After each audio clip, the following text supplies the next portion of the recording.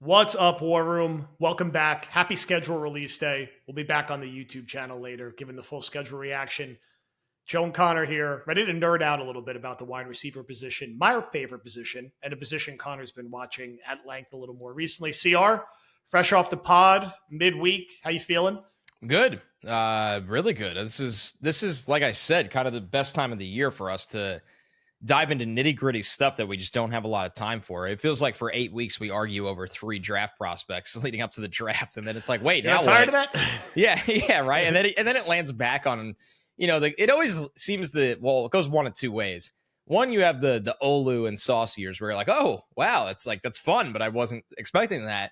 Or then you have the years like in the same year, but Garrett Wilson, Armand Membu, where you're like, oh yeah, that's what we've been talking about for 3 months. It all went full circle. So this is a good time to kind of look into deeper trends and nerd out on a lot of deeper football stuff. Which, if you're subscribed to War Room, that's why you're here. So we're just delivering on what the whole premise of this brand is. Yes. War Room, I'm going to shame Connor that he's got the Badlands flag up in his home gym.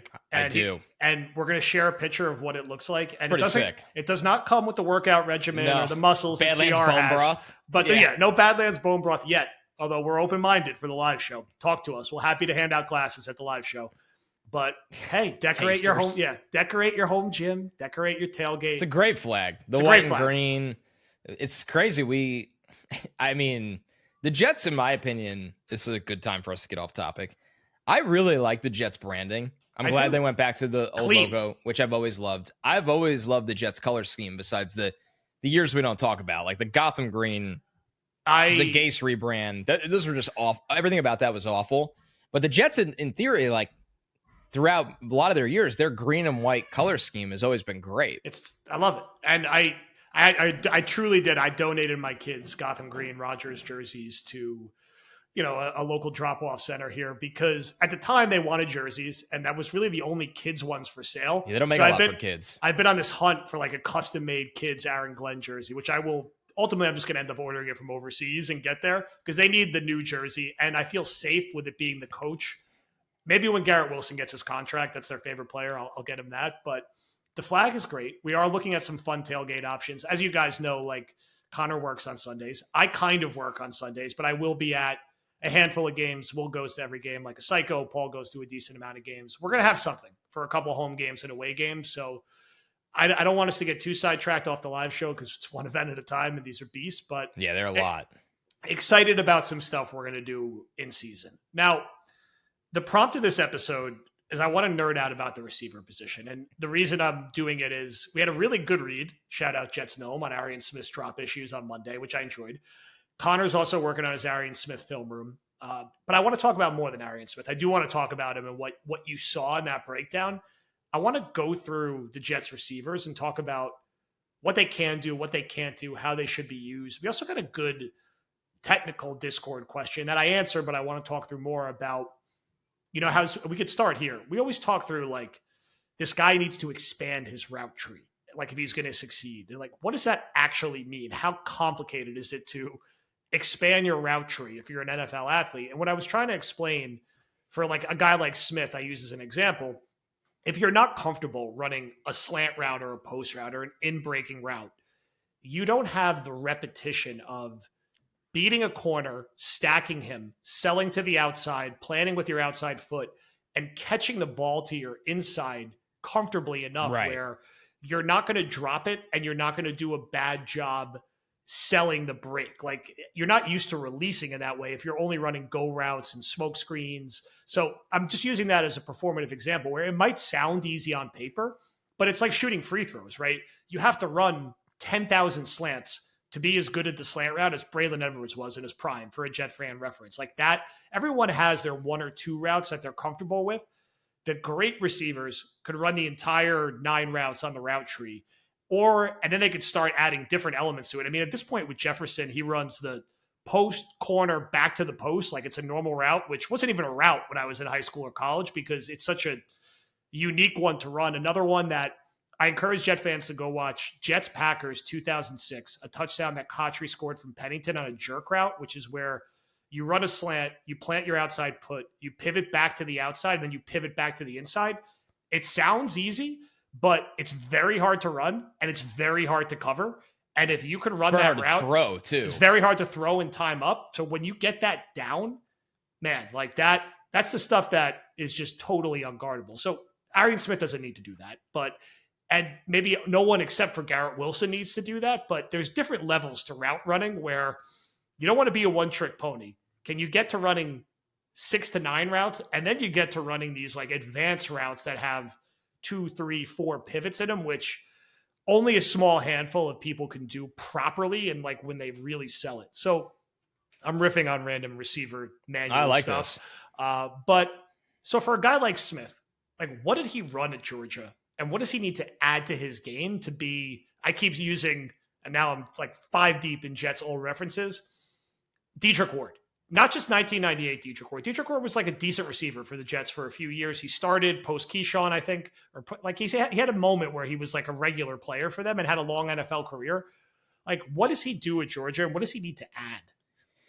So, Smith, my criticism of him, because I wrote him up for our draft guide, which good thing, right? You knew it was coming. I knew they were taking him. And like, I mean, once again, I say this all the time. If a player was outside the top, call it 220, and we write him up for the guide, we got a hunch. We have a feeling that he's on the Jets board and there's a good chance they take him, which Smith was one of those guys. And another one, ironically, that they signed as a UDFA was Dean Clark, the safety from Fresno State. I don't know if we actually ended up writing him up, but he was in we knew he wasn't going to get drafted, but he was, and when you don't get a combine, to peel back the curtain on the guide process real quick before we get into Smith's route tree, I make our sheet, and it's like the player, the school, and then position by position group. And then the tab is the scout. So we all claim who we're going to write up. And then the other tab is if they visited with the Jets, like a private 30. And we had guys in there that weren't combine. We do all the combine invites, and then we'll throw in a couple non-combine guys that the Jets have been circling around. So Dean Clark was another one of those guys that he was on our list to get to. I think we ultimately didn't get to him. But like, yeah, you can get a good idea with visits and what you hear and stuff like that. With Smith, another thing to your point about a limited route tree, Joe, is that your routes have to have control and tempo. If you're one speed, your speed loses value. Yep. Because if I know you're always just going to hit the gas every time, I'm going to get into that phase of the route very early. But if you are changing the tempo of your routes, as a corner, that's changing my timing of how I'm reacting, how I'm opening up my hips, my timing with my hands, my timing when I look back for the ball. Yep. So Smith's, it's interesting to watch the Smith discourse on Twitter, which I have admittedly just tapped out on entirely. Shocking, right? It's a long road. We don't need to do it now. And this is how it goes whenever I criticize a pick for the Jets. There's always a party, we'll call it like 30% of the pie, that then watches him and they're like, and I'm not saying Jets Gnome did this. I actually thought Jets Gnome's write-up was very thorough and very interesting and very well done. I'm talking about the larger section that yells at you like, no, John Gruden liked this guy. The people that just don't watch the player, but and once again, maybe Smith ends up being good, but I think this goes through, it's like the different stages, and we're in the stage right now where a lot of the fan base is like, actually, it was a good pick because, and this is why. And my evaluations of him as a player, number one, this was his 5th year on Georgia, and this is the first year he really played as a part of the offense. It's not just that he has bad hands. That's like the end of the puzzle. Yeah. The beginning of the puzzle is that, one, he's small, and I just don't like small receivers. Slender, I should say. But the routes need to have timing and tempo and control, where when you're changing speeds, a guy that runs a 4.4 but understands changing speeds is so much harder to cover than a guy that runs a 4.28 to 4.35 that doesn't change speeds, because the corner just knows how to prepare for that. And that goes to the route tree. Now, the route tree, and this is courtesy of PFF, some of the numbers that I have for him this year. And once again, this is the year we really have, because he didn't play a lot on offense the previous years. He ran 14 go routes, which doesn't really surprise anyone. So these are his targeted routes. He had 79 targets. He had 14 go routes. These were like the higher end of his routes. 14 go routes, 10 out routes. They ran this little out with him all the time, and he didn't drive hard enough off the leg to the sideline to generate separation. And sometimes he just was never ready for the ball. Like, he dropped this out route like multiple times. Yeah. 9 in-breaking routes. And once again, this is kind of a simplified approach from PFF's tracking, but you have like plenty on here. Like, he only ran 1 slant. He ran 6 hitches. So all in all, he was generally kind of a go ball guy and a speed out. Yeah. Like, that's kind of how they used him for the most part. And by the way, people are sitting here wondering, like, well, he had 79 targets. How are those his highest routes? Well, he had 25 screen targets. Yes. 25. So really factor in that he really had like 50 real targets. That has to be a huge part of this alleged plan, which I believe the Jets do really have for Mangstrom, where we talked a lot in the pod about this like screen offense. So, hey, a third of this guy's routes were screens. If we block it up right and he has a clear lane, he could rip off a 40-yard touchdown, right? Right. It's a bad example. They used to try to do this at times with Clyde Gates back in the day, and it actually worked when they won the Atlanta game. Like, they threw this smoke screen to him, they blocked it up, and he ran for 30 yards because he was just faster than everybody. So what I worry about with the screen game and what you just described, that speed out off the line is a hard catch. Like, that's especially from a guy with a big arm like Fields. It's not an easy ball to catch.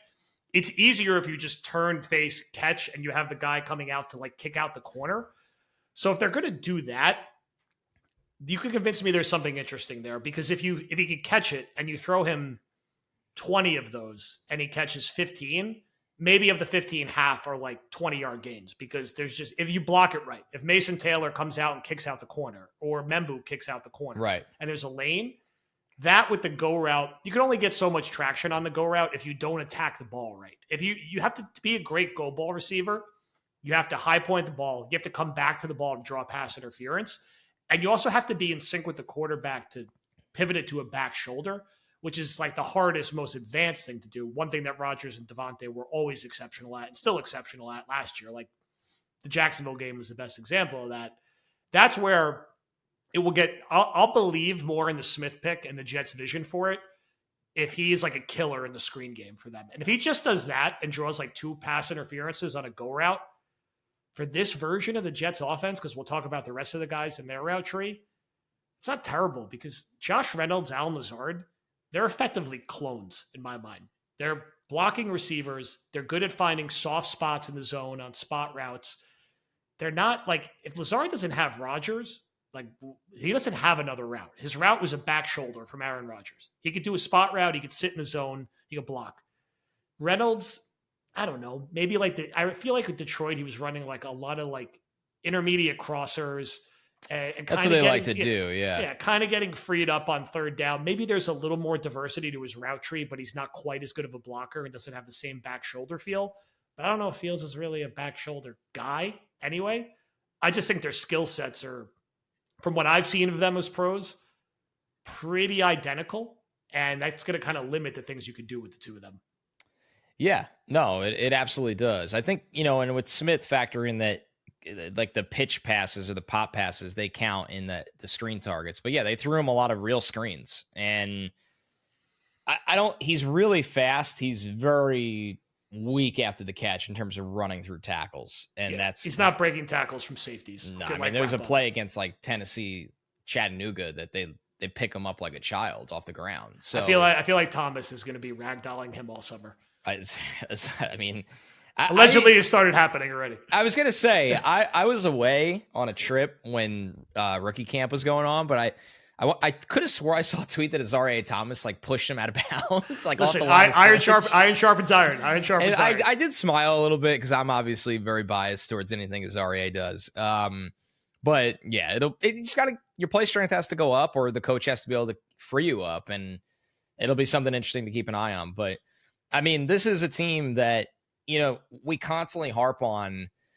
They're going to play heavy. They're going to run the ball. And those things are all true. But keep in mind the Lions the last 2 years, because every team in the NFL, their leading personnel grouping is 11, 3 wide receivers on the field. Even the Lions, who run so much 12, 2 tight ends on the field. I'm going to get better at hammering this all summer. So people listening, like it could go fast and it's a lot. So I'd rather just take a step back and go slow for those that, just need reminders. It's helpful. Hopefully we can bring back our whiteboard videos from 2010. Right. I think we made them. All right. I'll do one behind me. I mean, the Lions the last 2 years, they still ran 11 personnel almost 60% of the time. So like picture this Jets team needing to have a third wide receiver on the field. I don't want almost 60. And then now maybe they do run 12 more than the 29.5% of the time the Lions did the last 2 years. But that's a big number. Yeah. That's a really big number. Now, I guess what you could argue is where it goes up is the Lions only ran 21 two backs on the field 4% of the time. You would think that the Jets, and I know it's becoming a little bit of a lost art, but the Jets should be a two-back team. Am I crazy to say 7 to 9% of the time? Like, no, you want your best players out there. And if we get the version of Braylon Allen you saw week 2 and week 3 last year, he's got to be out there with Breece Hall. I mean, use Breece Hall in the slot, use him as a receiver. Even Braylon could catch the ball when they threw it to him last year. If Fields and Breece's ability to get to the corner kind of has defensive fronts playing different, and there's wider alignments and there's bigger gaps, wouldn't you want the threat of Braylon on the field to just punch it up the gut? One of my favorite play calls the Jets ran last year that was ruined because Arian Smith held in the end zone was the fullback belly to Braylon Allen for the touchdown against the Bills. Yes, I was there. Monday Night Football. Yeah. Depressing. One of my favorite plays from the Jets last year. That was, once again, ruined because it was called back. But that fullback belly to Braylon is such a good not only call, but also play fake. You can run that as a short yardage run, or you could fake that and pitch it to Breece, or you could fake that and have Fields run to the outside. And I know I'm kind of getting a little bit like a Service Academy option-esque here, but it's not that gimmicky. It's not college option offense. It's just one fake and go. So trying to figure out the percentage, like the Jets just aren't good enough in 11 personnel unless one of those 3 guys playing standing up is Mason Taylor or Stone Smart. Seriously. Like the only way the Jets can, unless 2 things have to happen. If the Jets are going to be running 11 personnel north of 60% of the time, Garrett's always healthy, number 1. 2, Lazard is serviceable, which is a big step. And they need Lazard as a blocker. Like the Jets wide receiver room is fucking small. It is really small. So they need Lazard in a weird way. I mean, if they let him go, if like they send him to the Steelers, whatever, no one's going to be crying on here. But like this was kind of the Tim Patrick idea of the offseason. Patrick brought size and blocking. And this is why we wrote up a million wide receivers like Trey Harris and Jack Besh and all these different guys. Elikiel Manor should have been a Jets draft pick on day 3. Like how many times can we say it? Jalen Royals. Yep. So you need, and then that third wide receiver, like Arian Smith has to give you something as a speed decoy or some kind of speed threat. Josh Reynolds has to have a bounce back year. Corley needs to do something. It's just hard to envision this team trotting out 3 wide receivers on the field north of 60% of the time with the personnel they lack. Underdog Fantasy, it's best ball season. Sign up now with promo code Badlands. Also, NBA, Knicks are still live. What is a Knicks pick you are thinking? We're recording this before Game 5 where they could clinch in advance. Higher, lower? Oh, man. I feel like we're assuming health. It feels like we're due for a Josh Hart over rebounds game. He was kind of actually pretty quiet. He got into foul trouble in Game 4. So I feel like we're due. Josh Hart, whenever it's like closing time, the flame kind of flickers in his eyes. Let's take some Josh Hart overs. Promo code Badlands for a deposit match today.